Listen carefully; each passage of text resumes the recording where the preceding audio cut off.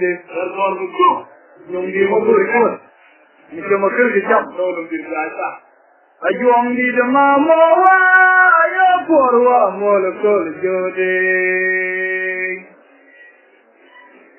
ata do jamu chon gam lun di de undi de ma mo yo bong le wa mo le ko le de biu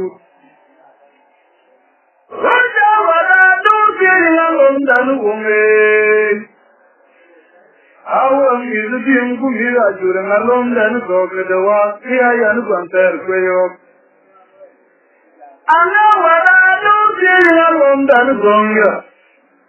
Anjol din kiajut alom dan gogdawa kiayan banter kweyok. Okra guru kejanyon malin marial joti kejare alom dan gong ajolwa. Wong chay dana jidana nyama wajiran dan goga selode. Yang jawa dilu kaya ko ditogu wachon.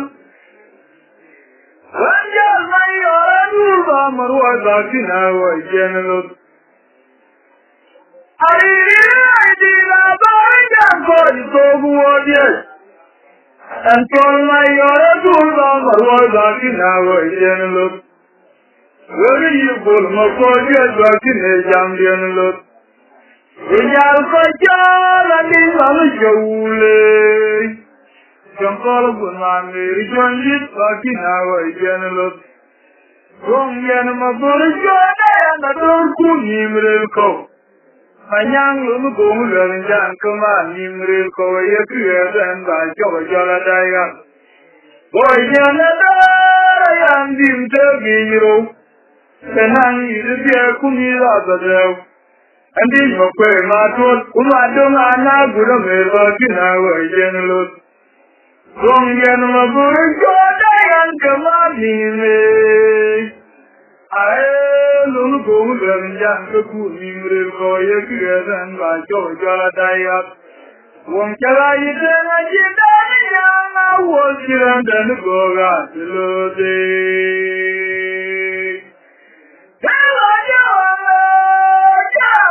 Jolun dam lunjide ailun mo berkot ani ke makir kijam ani ke mangar wage ba konmot londi dama aya kondawa mol kolu dagiru ana wala dum tiri alom dan gongya yazim biajut alom dan gokdawa ya yan banter kweyo oke guru kejanyon malin marial choti kechare alom dan gong ajolwa umkarani dana jidana nyama woltiran dan pora jelode ya bardoya wa kulalun dije ajwangi namor kunakewa ya jongal wamwe bana jolwa jongal wamwe kien ko jinogo burai ala ge amwaya ne diop moya na mamo ki gajak ajang majunga yare de jombi de bana jorwa ya jongal wamwe kien ko jinoge ommi tidawa joga saya jam ko belum dia alul kan chiti ka para ga o kam wei ti lawe ya jam pinyujin pur bayi dari pur jam be kujabin kya dong ko kajru dong kelu lu tan ye kuwa je etile ya jong ko dia jao tung lo ariya ya bla bu bu lo lu tan ba ke dong mi ro ko re ya jam ya juwa la rom de jimala lo sin ye lo Wada kularin lel moire kadai de jongir mogor. Oire gen jam kala dikin bana tamure dini je jate mlojo. Guru te jarom ganyai. Gura jongene in jarom ganya. Ujanya yogar yoda kwel. Romya wada gun kwelki lo jongir mogor. Ya jangnya nama dia joga nyoni yang ubul loloyi, loloyi na tira na lolo jongi rake. وجدنا كلان جلال مطون جام يمير في جارا ياتين كجدو لك جانا كان ويوكي لم يجا بلا بوبو جلال مدام بكي لم يكنوري راجع وجايا نلقينا ندينا جومير مغور Kuran ma kuy kuran ma jong yal kuran ma kura ga koy welndi Dilo jong nya da koy nangi nya jong di ake Kuran ma kuy kuran ma jong yal kuran ma kura ga koy welndi Kuran ma kuy jang mo chama kunyoy chama kuy jana ma jamu ni tone pyar kare jong di ake Om ni chidara ajulundia minaya makare di opkana jamojana chiti wajinan kom kinyut dare dia blogui chelon mudam mokido izakanore ayawa una madiju ramye chinja kia nyenno ngat jowotara kanyang dilmo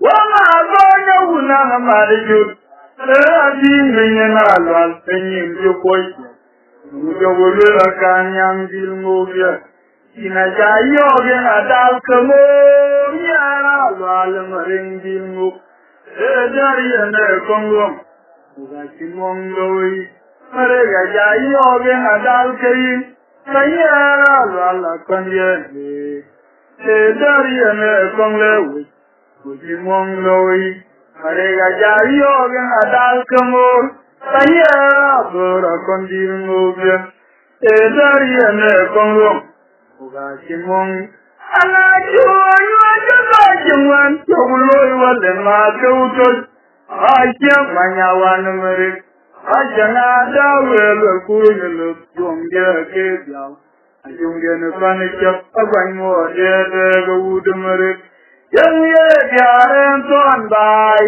Jaren yong manyang ayuoku Kujarerut Uga bijal cobai Mewuni jare kono manyang ayachol Ye wong du Ile kedin Wajong ye nepani cewecigo kiotol Yerma dol mayan Kega ayan kon Jong dijan Kejale jirele Wuni jare kono ayalel Ye wong du Ile kedin Yang ye jaren tuan bai Jaren manyang ayuoku Kujarerut Uga bijal cobai Mewuni jare kono manyang ayachol Ye kedu Ina doinden Ajong ye nepani cewecigo kiotol Yerma dol mayan Kega ayan kon Jong dijan Kejale jirele Wuni jare kono ayalel Ye wong du Ile kedin Wala daniro Wuni kalam Jaji la koror Yaya wunda na werishige Yaya wunda na ye kwa jinko mya Komen kwa nang kodolong jija Gongu da ye nang jai Una keng mogor Una mwanda re re kabjaye Allah baganim Aya wunda kalam Jaji la korore Yaya wunda na werishige Yayunda na ye kwa jinpo mya Komen kwa nang kodolong jija Gongu da ye nang jai Una keng mogor Una mwanda re re kabjaye Wongya na bawa ya wakya wongya na balaban Amit wakya jabude wongya ndangalaiwe Kujo duluma yewe adewe mangay Kuloga nyeje kene mangalaiwe Kachoga chinami loge Kai kwa jongya Ranuko ang ajolwa Nangkede dijowu nangdevi Ajayo Iran manan kabutungeng Iran chamyar Kababuwa jongye Ongya na bawa ya wakya wongya na balaban Amit wakya jabude wongya ndangalaiwe Kujo duluma yewe adewe mangay Kachoga nyeje kene mangalaiwe Kachoga chinami loge Kaiwa jongye Ranuko ang ajolwa Nangkede dijowu nangdevi Kajoya, Piramana, Gabudungi, Ayan Chanya, Kababuada, Jongye. Ayaba, Jongama, Gilvadinjo, Edagood. Ayaranya, Gabuban, Piramana, Kabiladum, Pina Jongye, Yangunor. I am in the Gulujude, a Jongye, Namur. And I say, you're the Tanyar, my God. You're the Major Jogaway for you. Open marriage. You can't break down the young woman. I am really carrying a good jubilation, yet for come wood. And say, you're the Tanyar, my God. You're the Major Jogaway for you. Open marriage. And you can't break down the young woman. I am really carrying a good jubilation. John Jennifer Kamua, I will be more good. And we are going to Mokalago with the way you are getting no children. I mean, oh, what do you say? And Kiristan and a John of Fay. A John of Panagon Column and Aju. And a creator man I can study of private, Panagon bread. How Mokurto. Oh, I want to know that you can call there. Here, I used to go in all our colleagues a cake. Man, I want a banner case. Was a body a Tibalom. Quite a reason of one case will see like a more.